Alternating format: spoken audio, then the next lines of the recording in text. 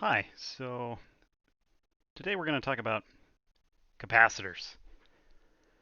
So a capacitor is a device to store charge.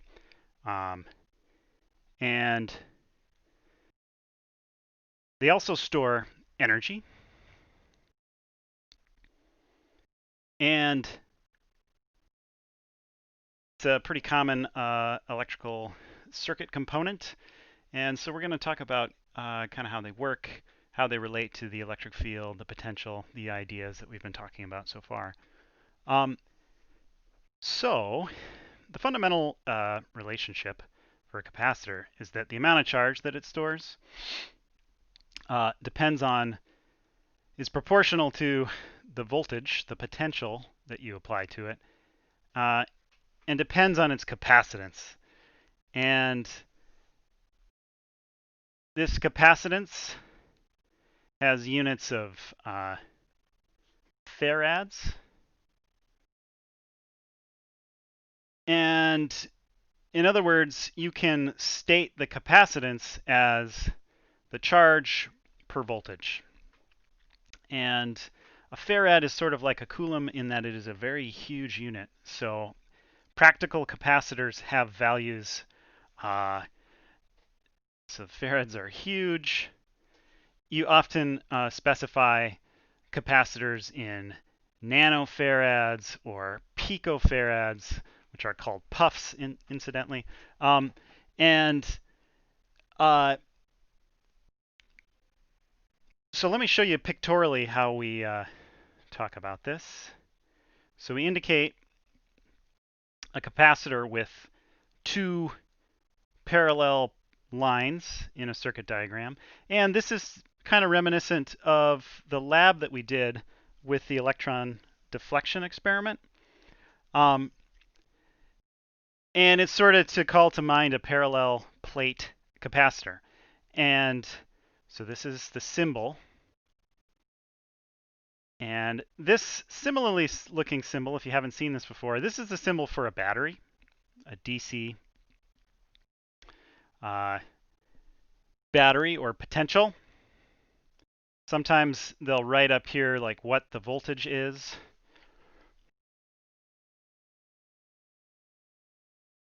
And we can distinguish this from a capacitor because the two sides have different lengths, and that's to indicate that there's a potential difference across this. Now, I am also mentioned that a capacitor stores energy. So the energy that's stored in a capacitor depends on the amount of charge and the potential. And we can substitute in what we know from our capacitor relationship and state this in terms of voltage. So if I put in the fact that the amount of charge is the capacitance times the voltage, then this would become 1/2 CV squared. And you can think of this as being useful for the situation where you maintain the same voltage, but you change the geometry or you change something with the capacitance. So for example, just pictorially, that would be this kind of situation. You keep everything attached. So let's see, voltage. So say a constant voltage, but you change the geometry of the cap.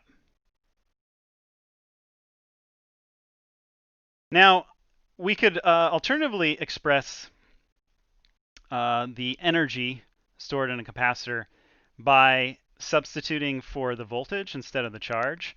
So you can see the voltage would equal the charge over the capacitance.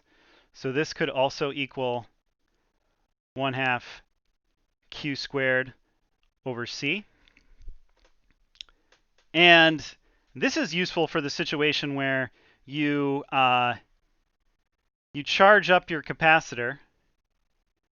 So think of this as charge accumulating on the capacitor, and then you disconnect the battery.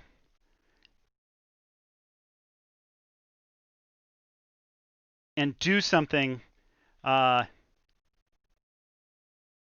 to change the capacitor, to change the geometry or other characteristics of it. And there's some questions in the homework that ask you about these kinds of scenarios. But this is kind of the thing to visualize for when either of these would be applicable. So you could have situations where you have the voltage remains constant, but the amount of charge is going to change, in which case you could use this expression. Or situations where the charge is fixed because you've charged it up and disconnected it, but then you change the geometry or change some other feature. You could see what impact constant voltage or constant charge has on the energy that's stored in the capacitor. Okay. So we have this expression and the energy that's stored in it. Let's see.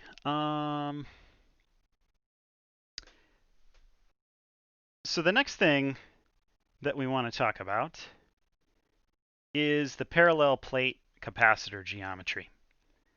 So this is such an essential example system for this. So not all capacitors are parallel plate capacitors, but it's just a really good way to think about it, and it gives us something that we can use to kind of connect back to what we've been doing so far. So think of what we did in lab, and what we're going to do in lab this week too is to work with a parallel plate capacitor. So we imagine, some sheets of area A that are separated by some distance d. And basically what we want to come up with is, what's the capacitance for this configuration?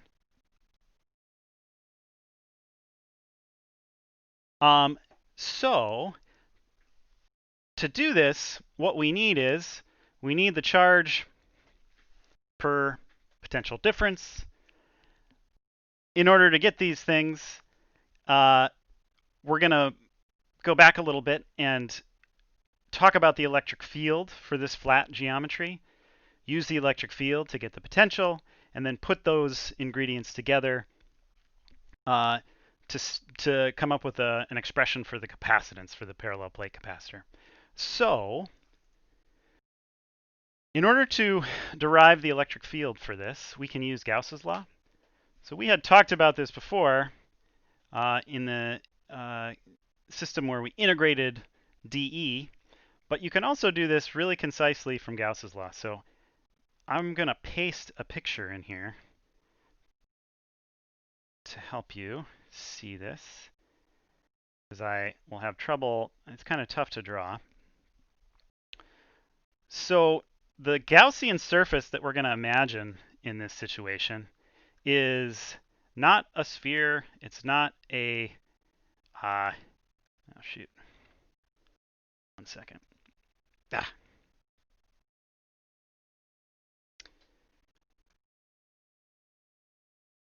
So we need Q and V.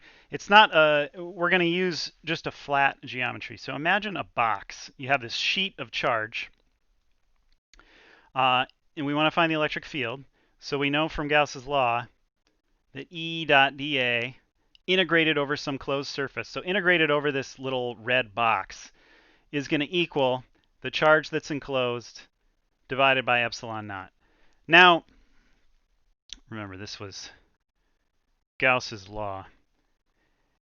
Instead of the spherical and cylindrically symmetrical situations that we had discussed before, now we're just imagining a sheet.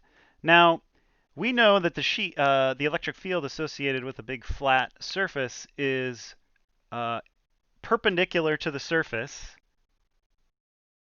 We can add a little annotation here. We know it's perpendicular to the surface.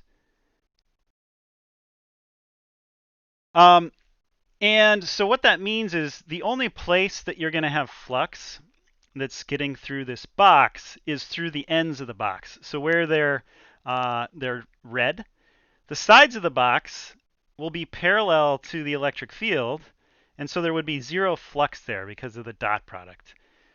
So what this means is that the left-hand side of Gauss's law in this situation becomes E times A, But there's a factor of 2 because that electric field is pointed in both directions. So there's E times A times a factor of 2. Now, this will equal the charge enclosed. Well, the charge enclosed is just equal to the surface charge density times A.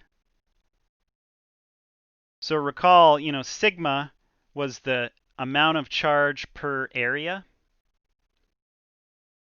We had a suite of these. We had lambda, which was the charge per length. Sigma was the charge per area. And then rho we used for the charge per volume.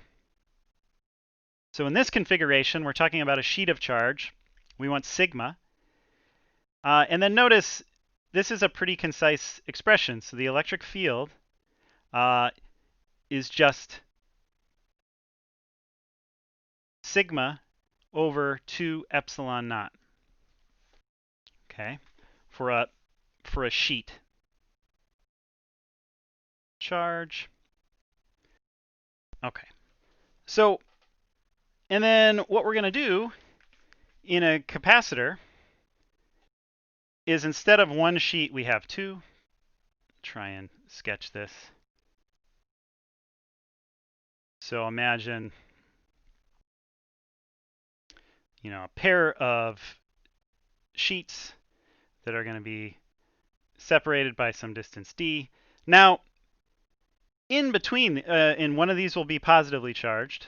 So let's say plus, and one will be negative. It'll be a little bit easier to see if I draw this like a top view.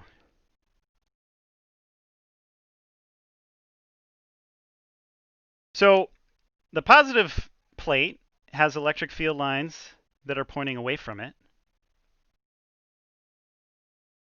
This negative plate will have electric field lines that are pointing towards it.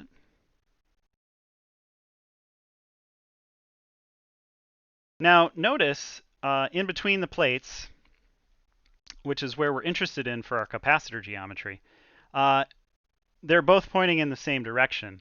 So in between the plates, it's going to be 2 times this sigma 2 epsilon naught over 2 epsilon naught. So this becomes just sigma over epsilon naught. Now notice also outside, remember this electric field is constant. So there would be, due to the negative sheet, there would be electric field lines to the left of this positive plate that would be pointing like this.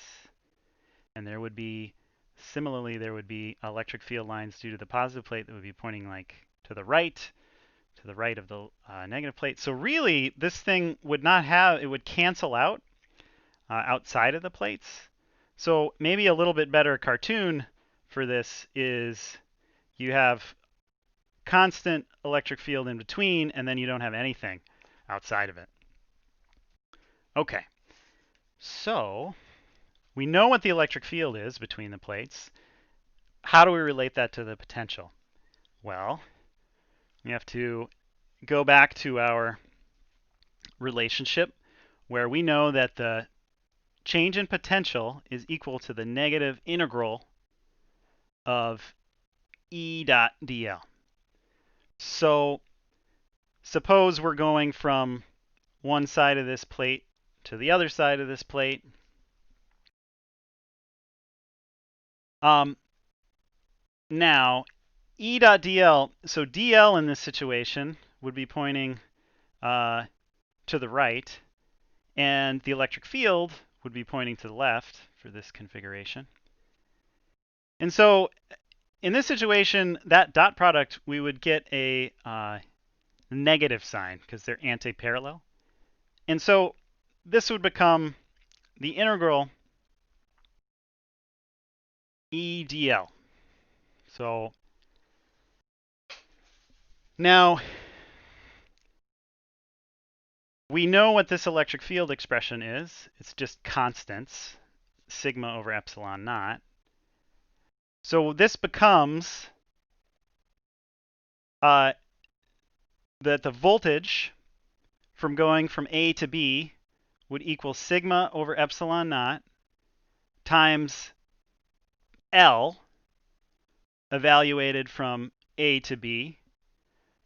So this would equal, if it's just the separation distance, D. The length evaluated from A to B would tell you the distance between the plates. And so this is our expression for the voltage, the potential across our plates. So we've extracted that by looking at the electric field. Now we have the ingredients basically that we need to find the capacitance. So the capacitance, remember, is defined as the charge per voltage. Well, oops. Come on, pen. The charge on our plate is just the area of the plate times the charge density that we talked about before, sigma. The voltage is this simple expression that it depends on sigma as well, times the distance over epsilon naught. And so as a result, the capacitance for the parallel plate configuration is just the area of the plate times epsilon naught over the plate separation. So this is our expression for the parallel plate capacitance. So what does this mean? Well, if you want to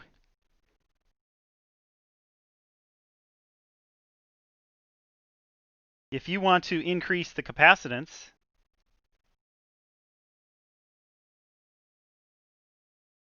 you can make the area larger. You could make the distance smaller, or, and we'll talk about this later, you could modify epsilon. So instead of epsilon naught,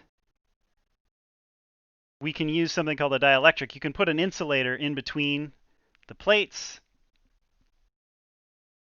and usually this is a constant that's that we multiply times. We think of it as a constant that you multiply times epsilon naught. So that's how you would go about modifying a parallel plate capacitor to increase its capacitance. So now that we have this expression, you can imagine there's lots of kinds of problems that you could solve with this. So this is useful for solving all kinds of problems.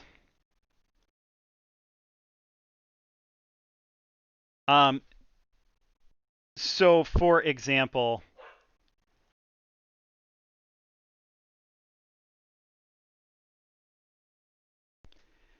situations where if you know the geometry, you know the voltage applied to the capacitor, you could figure out the charge, things like that. So as an example, what is the area of a 1 microfarad capacitor with separation distance of 100 microns?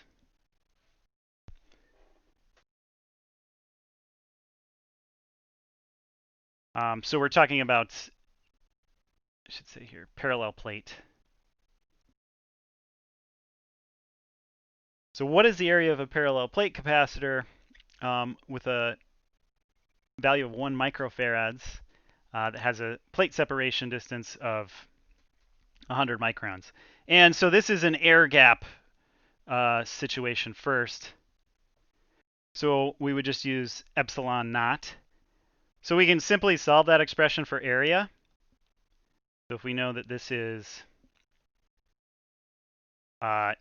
C epsilon naught A over D, then the area of this would just be C times D divided by epsilon naught. And the numbers, we had 1 microfarad, so that's 1 times 10 to the minus 6 farads. The plate separation distance is 100 microns, so this would be 100 times 10 to the 6 meters.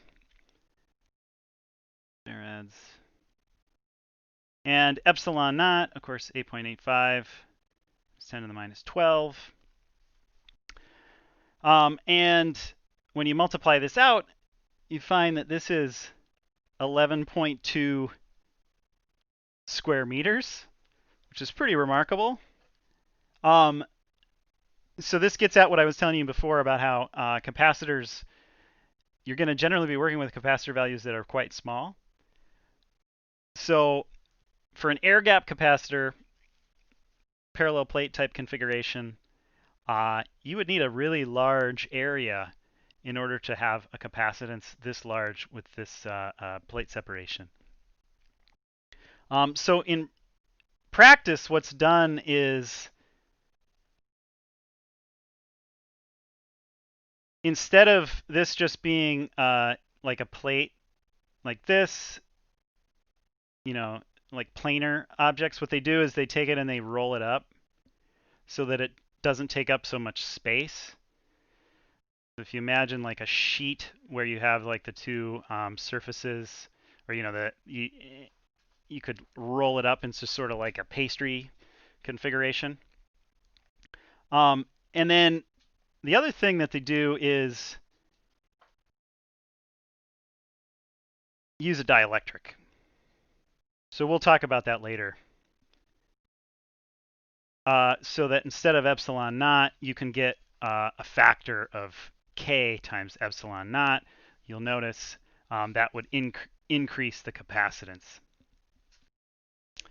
So, and if you know the capacitance, we could also solve simple problems like what charge would appear on this capacitor for a given voltage. So suppose you hooked up your 1 microfarad capacitor to a 12-volt battery.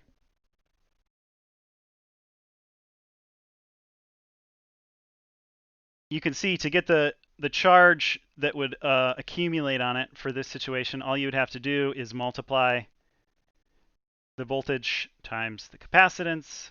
So if this was 12 volts,